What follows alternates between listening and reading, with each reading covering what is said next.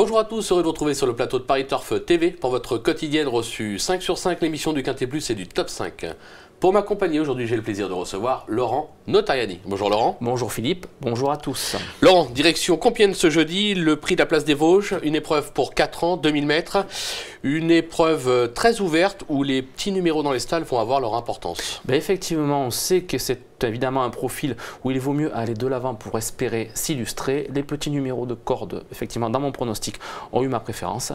Et bon, c'est un quintet quand même qui est assez ouvert avec des concurrents qui sont plus ou moins confirmés sur le gazon, sur le sable. Donc voilà, c'est un peu difficile à démêler, mais on va se débrouiller. On va se débrouiller, on va vous faire confiance. On va écouter votre sélection tout de suite, Laurent. Donc en pole position, je vous conseille le numéro 2, Max Lafripouille. Ensuite, le 11, Zalzali, le 4, Vea Calto, le 13, Good Deal, le 7, 1er avril, le 8, Nabunga, l'As Running Waters et enfin le 15, Princesse Charlotte. Allez, on rebondit sur votre favori numéro 2, Max Lafripouille. Il a gagné son quintet début mars à Chantilly. Il vient surtout de connaître tous les malheurs. On va le voir, il est côté corde, Kazakh vert, toc mauve. Exactement. Là, il est enfermé, emmuré vivant. D'ailleurs, le cheval va être classé 4e alors qu'il finit 5e parce qu'un cheval a été rétrogradé. Exactement. Je pense que s'il y a l'ouverture, le premier aurait eu très chaud. C'est vraiment un massacre. Comme on peut vraiment s'apercevoir, effectivement, côté corde, s'il avait eu l'ouverture, il aurait vraiment pu donner chaud au lauréat de cette épreuve.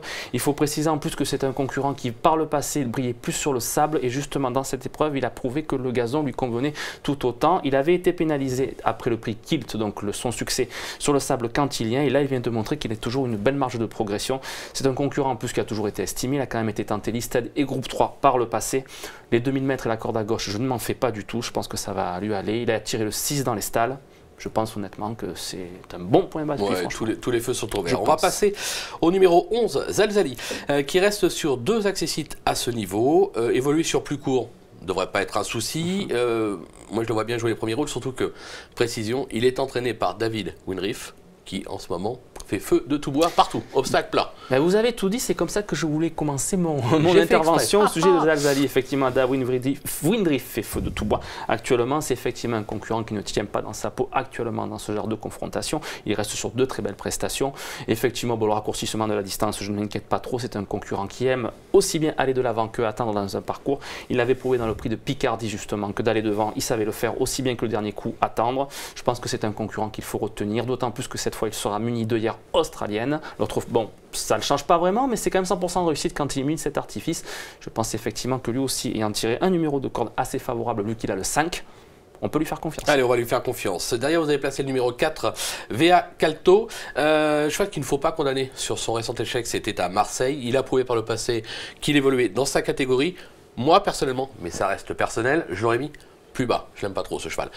Maintenant, sur ce qu'il a fait de mieux, il a sa place à l'arrivée. Si on s'attarde sur sa performance antérieure à Marseille-Borelli, en effet, on ne l'aurait pas mis, on l'aurait mis plus bas. Maintenant, son entraîneur a quand même précisé que tous ses chevaux étaient un peu fatigués ce jour-là, mais il précise maintenant pour ce jeudi que c'est le leader d'un peu ses meilleurs chevaux. Donc moi, je choisis de le racheter. Effectivement, sur ses meilleurs titres, c'est un concurrent qui ne doit pas être condamné très rapidement. 2 de ses 3 victoires ont quand même été acquis sur des tracés similaires à 2000 mètres. Moi, je pense qu'il faut le racheter parce que c'est un concurrent qui quand même c'est pas mal de qualité, qui a tiré le 1 dans les stalles. Ça, c'est très bien. Donc voilà, je continue à faire ma démonstration au niveau des cordes. Je pense voilà, il ne faut pas le condamner. C'est une Kazakh dont il faut toujours se méfier. La Kazakh se roule, c'est clair. On va la racheter, c'est pas nous qui allons lui dire le contraire. Ouais. On passe au numéro 13, Good Deal, qui vient de créer une petite surprise en se classant 3e dans cette catégorie. Bon, on va simplement dire que sur sa lancée, on peut en attendre une confirmation. Ben voilà, Good Deal entraîné par Julien Mérienne. Le dernier coup, on ne l'attendait pas à pareille fête. Il a fait preuve de beaucoup de courage pour bien faire dans le prix du Languedoc, donc l'épreuve référence.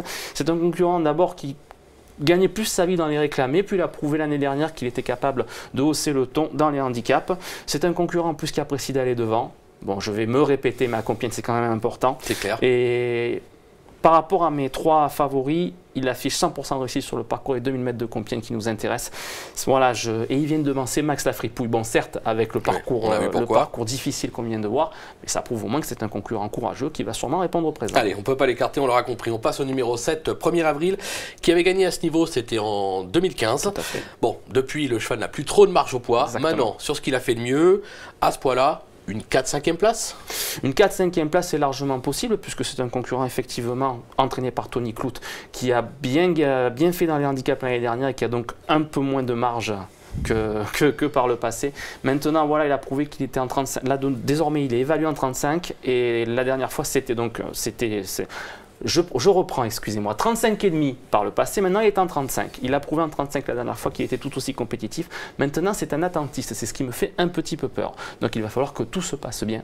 Maintenant, voilà, comme c'est une épreuve ouverte, je pense qu'il est capable de prendre une jolie place à Bellecote. Oui, c'est plus un littéraire qu'un batteux, hein, vous l'aurez compris. Hein. Allez, un petit bonus, oui, pourquoi pas, on peut les dire comme ça, non? Un petit bonus, ah oui, petit bonus.